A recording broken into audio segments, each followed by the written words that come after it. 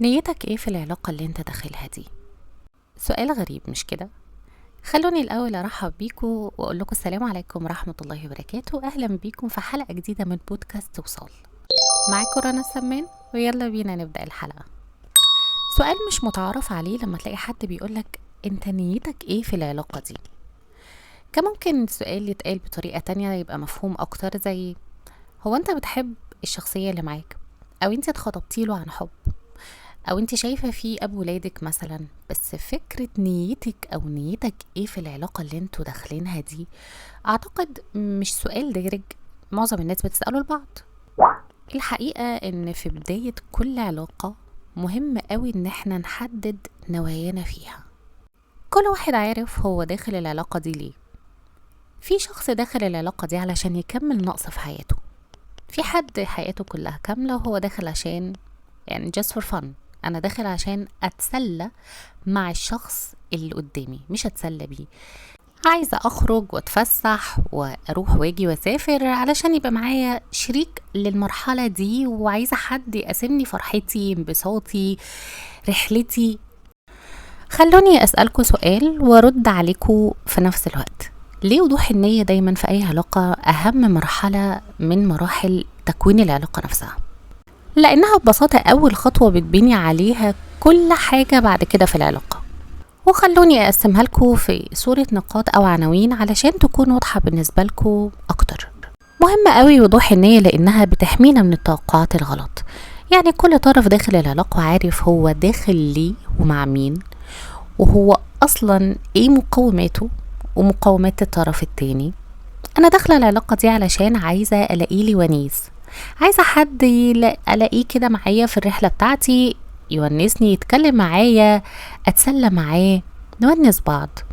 فبالتالي هتغاضى عن حاجات كتير. هتغاضى عن شكل من اشكال الزواج الاجتماعي المتعارف عليه مثلا. هتغاضى عن شبكه ب1,000,000 جنيه. انا عايزه حد يبقى ونيس ليا، فانا مش هبص للشكليات قوي مثلا. يعني الفكرة ان انا لما بحط توقعات بتبقى بناء على احتياجاتي، بناء على الحاجة اللي بدور عليها. فلو انا بدور على حاجة معينة هحط لها التوقعات المناسبة ليها، وهختار على اساسها الشخص المناسب ليا وللمرحلة. وخلوني برضو اوضح لكم نقطة مهمة قوي انا قلتها، وهي اختيار المرحلة. مش معنى الكلمة دي او الجملة دي ان انا كل مرحلة في حياتي هختار لها شخص مناسب او شخص مختلف. بس لو انتوا في حالة ضعف مثلا، او بتمروا بأزمة معينة، او بتمروا بموقف معين، هل لما تيجوا تختاروا شخص علشان يقاسمكوا الحياة مثلا، هتختاروه بناء على مرحلة لسه ما جاتش في حياتكم، ولا المرحلة اللي انتوا بتمروا بيها حاليا دلوقتي؟ فاحنا على اساس المرحلة اللي احنا بنمر بيها بنختار. لما بنكون محددين الهدف من العلاقة اللي احنا داخلينها، بيبقى سهل جدا ان احنا نعرف نتواصل، نعرف نعبر عن احتياجاتنا، نعرف نتكلم بوضوح، نعرف نتكلم براحتنا، على أريحية، على سجيتنا، مش متكلفين، ما بنلعبش أدوار، ما بنمثلش. كل ده الطرف التاني هيبقى متفهمه، لأنه هو عارف أنا داخلة معاه العلاقة ليه. مش هيكون في تكلف. يعني مثلا لو أنا داخلة العلاقة مع شخص علشان استقرار أسري، أنا عايزة بيت وأولاد وأربع حيطان يبقوا ضمنا كلنا كده مع بعضينا، وناكل ونشرب ونخرج، وآخر الليل نقعد نتفرج على فيلم عربي قديم مع كوباية نسكافيه ولا قهوة. هو عارف ومتفاهم ده. فيبقى سهل عليا ان انا لما اجي اقول له انا محتاجه ان انت تيجي تقعد معايا النهارده، او ما تسهرش في الشغل كتير، او مش محتاجه اكتر من ان احنا نونس بعض، نقعد مع بعض، نتكلم مع بعض. هو قادر يفهم ده، هو عارف احتياجاتي. يعني مش هيطالبني كل يوم والتاني بسهر وخروجات وصخب وحفلات. هو عارف ان انا نيتي في العلاقه دي او في الزواج ده او في الزيجه دي ان انا ابقى محاطه بشخص واربع حيطان. فلما اجي اعبر له عن احتياجي او رفضي هيبقى فاهم ده. لما بنحدد النية بيبقى سهل قوي ان احنا نوفر وقت، هنوفر شهور. في احيانا علاقات بتدخل لسنين واحنا بنحاول غلط مع ناس غلط.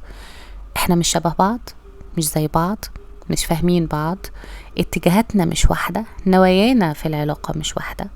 فبالتالي عمالين نحاول نبصم العلاقة او نبصم الشخص اللي قدامنا ببصمتنا مش نافع، مش قاري، مش هينفع.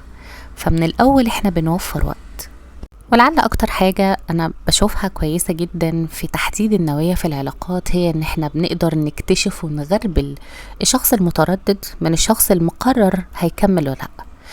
اللي قرر ان هو هيبقى زينا او متناسب معانا او هيلبي احتياجاتنا او احنا هنبقى متوافقين معاه ولا لا. في حاجات ما بنعرفش مداها الا لما بنحط حدودها وبنبدأ نطبق بقى، نبدأ نتكلم، نبدأ نفهم. انت زيي، طب انت هتفهمني، طب انا فهماك، طب احنا هنفيد بعض، طب احنا هنريح بعض ولا ناخدها من قصرها. طب هل مع كل الاحتياطات دي احنا على طول بنختار صح؟ يعني ولا ممكن تجلي مننا كده ونختار اختيار كده ما يطلعش زي ما احنا عايزين؟ لا، اكيد في اختيارات ما بتكونش زي ما احنا عايزين او توقعاتنا ما بتكونش صائبة 100%. بيبقى في علامات للطرف التاني بتظهر عليه وبنعرف من خلالها الشخص ده متردد ولا لا معانا، عايز يكمل فعلا ولا حس ان هو اتدبس، او حتى هو ما عندوش المقاومات اللي احنا عايزينها. في شوية علامات هقولكوا عليها دلوقتي وركزوا معايا في البوينت دي.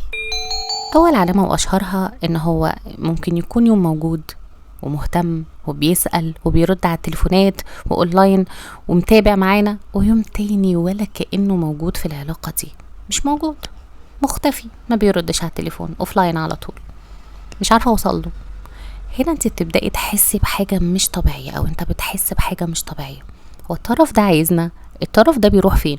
طب مش معرفنا خط زيرو؟ احنا مش عايزين نعرف عشان احنا شاويش عليه، احنا عايزين نعرف بس موقعنا احنا من العلاقة دي. تاني حاجة ان يكون شخص كلامنجي بدون اي افعال، يعني يبقى عمال يقولك على حاجات او يقولك او هي تقولك على حاجات في المستقبل من غير اي كلام. لو راجل هيقولك اصلا انا هروح اتفق على الشقة، خلاص احنا هنجيب اوضه النوم اهو، انا خلاص انا هنقل الشغل مثلا عشان ابقى جنب بيتي مثلا. دي كلها امثله، ولا حاجه فيها بتحصل ولا حاجه بتتنفس، كلام بس. هنا بتبداوا تشوفوا العلاقه بشكل مختلف وتشوفوا الشخص بشكل مختلف وتقلقوا. يا سلام بقى لو الطرف التاني ده اتقفش وقعدتوا معاه قعدة صفا كده وبدأتوا تسألوه على نواياه. هو انت يا ابني مش ناوي تخلص الشقة؟ هو انت مش اتفقت ان احنا هنجيب الشبكة شهر كذا؟ هو انت مش قلتي ان انت هتنقلي شغلك جنب البيت علشان نكون في وضوح اكتر؟ ولا سؤال من ده بيترد عليه بإجابة واضحة وصريحة. دايما في تهرب، دايما في سخرية، دايما في عدم مبالاة، مفيش حاجة قادرين تمسكوها واضحة تقدروا تستندوا عليها. دي برضو علامة مارد تقول لكم اقلقوا. واللي توجع اكتر بقى البوينت اللي هقول لكم عليها دلوقتي، ولا اي حاجة من تفاصيلكم الشخص التاني او الطرف التاني بيكون مهتم بيها. مش مهتم بتفاصيلك. رحتي الشغل، ما روحتيش، اتقابلتي مع صحابك، نزلتي، تعبتي، حصل لك اي حاجة، بتكلميه ما يردش، مش مهتم اصلا يعرفك اي حاجة عنه ولا عايز يعرف حاجة عنك ولا في اي حاجة محتاجين تعرفوها عن بعض، خلاص هو مكتفي كده ان هو في وضع الاختفاء. ودي بتوجع الستات جدا اكتر من الرجاله على فكره، قد تكون بتوجع الرجاله برضو بس الستات اكتر، لان هي هنا بتحس ان هي شخص غير مرغوب فيه، مش عايز الطرف التاني يكون موجود في حياتها، فيا اما بتنسحب يا اما بتفضل تحاول مرارا وتكرارا علشان العلاقه دي تقوم على رجليها. هتلاحظوا برضو ان مفيش اي تطور في العلاقه، استمراريه بلا هدف، نفس الأخطاء اللي كانت ما بينكم بتتكرر، نفس المشاكل بتتطور، مفيش أي حاجة بتدل إن العلاقة دي هتكمل أو هتنجح. طيب عشان أكون في أمان من ده كله، إمتى أسأل الأسئلة اللي تهمني عشان أعرف أحدد هل العلاقة دي والشخص ده مناسبين ليا ولا لأ؟ خلوني أقول لكم أول حاجة مهمة قوي هي عامل الوقت. كل ما كان الوقت مناسب وكل ما كانت الظروف مواتية ان انا اقدر اسأله، ده هيساهم ويساعد بشكل كبير جدا في ان انا الاقي الاجابة بدقة او الاجابة اللي انا مستنياها او عايزاها، او على الاقل خالص اللي تكون نابعة من شخص صادق فاهم وواعي وعارف هو بيرد على اي سؤال وازاي. يعني اختاروا الوقت المناسب، يعني مش اول ما تتعرفوا كده تسالوا في كل الاسئله الجوهريه اللي انتوا عايزين تعرفوها، انتوا لسه متعرفين، انتوا مفيش بينكم اصلا راحه، مفيش ما بينكم تفاهم حتى في الكلام، مفيش اريحيه، يبقى انتوا بتسالوا على اساس ايه؟ استنوا لما تتعرفوا على بعض أو تاخدوا وقتكم المناسب علشان تعرفوا تسألوا الأسئلة الجوهرية واللي هتساعدكم فيما بعد ان انتوا تقرروا هل هنكمل ولا لا. خلي فيه حتة مكر كده مباح ومشروع في الأسئلة. يعني بدل ما تقولوا السؤال مباشر في الأول، حاولوا ان انتوا تلفوا السؤال. يعني مثلا ممكن تقولي له وانا بحب اشوف الناس شايفة علاقتنا ازاي، انت مثلا شايف علاقتنا عاملة ازاي، شايف هتكمل لحد فين، شايف ان انا هبسطك او متفاهمة معاك، طب انت حاسس ان انت مبسوط في العلاقة من وجهة نظر الناس، هل احنا شكلنا كابل كده مبسوط او متفاهم. حاولي تستشفي من الاجابات اللي ما بين السطور دي. مهم قوي ان انتوا تبداوا بنفسكم قبل اي سؤال. يعني قبل ما تسالوا سؤال مباشر في العلاقه او للطرف التاني، حاولوا ان انتوا تبداوا بنفسكم عشان الطرف التاني يحس بالامان. يعني مثلا هتتكلموا عن الامان مثلا، فهتقولوا له انا شخص بحب الوضوح، بحب اكون امان للي قدامي، بحب اللي قدامي يكون مطمن وهو موجود معايا. ها انتوا ايه ايه اللي انتوا بتحبوه، ايه اللي انتوا شايفينه، ايه اللي بيحقق الامان في العلاقة كده، علشان يحسوا ان انتوا ناس عندكوا اريحية في التعامل، قادرين تتواصلوا معاهم، عارفين تعبروا، وبالتالي هم كمان هيحاولوا يعبروا بطريقة ما فيهاش تكلف. حاولوا تختاروا الأسئلة المفتوحة. يعني ما تقفلوش الأسئلة على نفسكم علشان تبقوا منتظرين أجوبة كتير، وكل جواب هيفتح لكم باب مختلف. يعني انتوا شايفين العلاقة الناجحة ازاي، انتوا شايفة الزوج الصالح ازاي، انتي بتحب البيت يكون من وجهة نظرك البيت الناجح عامل ازاي. أسئلة مفتوحة هتساعدكم كتير جدا. مهم قوي وانتوا بتسألوا تراقبوا رد الفعل. خدوها قاعدة، دايما الشخص اللي بيجاوب وإجابته بتكون فيها نوع من الجدية ده شخص مهتم. أما الشخص اللي بيسخر ويضحك فده حد مش جاهز للعلاقة أصلا دلوقتي، أو مش جاهز للأسئلة اللي انتوا بتسألوها جواه. هو ما عندوش ردود فعلية، ما عندوش نوايا حقيقية. وبرضو في نقطة هنا أنا عايزة أقول لكم عليها، إن في ناس ما بتعرفش تتكلم بطبيعة الحال، يعني شخص مش متكلم وده بيبان. فانتوا لازم برضو يكون عندكم حتة الموازنة ما بين إن انتوا تبقوا فاهمين الشخص ده بيعرف يتكلم أصلا ولا لأ. طيب احنا تلاشينا كل اللي احنا اتكلمنا فيه في الأول ده، وبدأنا العلاقة من غير أي حاجة من اللي احنا اتفقنا عليها. ايه اللي ممكن يحصل؟ هتحصل كارثة. أول حاجة شبح التوقعات المختلفة. في شخص داخل العلاقة على إنها جد، وراجل عايز يستقر وعايز يجيب شبكة وشقة وعفش ويتجوز ويخلف ويبني أسرة، والطرف التاني داخل علشان يتفسح ويهزر وتلبس دبلة وبس، مفيش أي حاجة جد. فاحنا هنا عندنا 2 أصلا مختلفين، 2 نواياهم في الجواز مش واحدة، أو في العلاقة مش واحدة. تاني حاجة هتبلوا نفسكوا بأسئلة لا حصر لها. انتوا نفسكوا تفضلوا تسألوا يا ترى الشخص ده بيحبني، طب هو مش فاهمني ليه، هو انا فيا مشكلة، هو انا ما اتحبش، طب احنا ليه مش قادرين نتكلم مع بعض، ليه مش لاقيين بعض، احنا مفيش ما بيننا طريق ليه. أسئلة لحد لما تزهقوا وهتحسوا ان انتوا داخلين في علاقة غلط. وده طبعا هيقابله عدم توازن في الأدوار نفسها. يعني في شخص هيبذل قوي وشخص هيبقى متلقي، واحد نايم على ظهره وعمال ياخد في اهتمام وحب وهدايا وكل الكلام ده، وحد تاني عمال يلهس في العلاقة علشان يرضي الطرف التاني، والطرف التاني ولا على باله أصلا. واعتقد ده سبب كفيل وكفاية قوي ان احنا نقول لا استوب كده بقى، احنا مش لاعبين.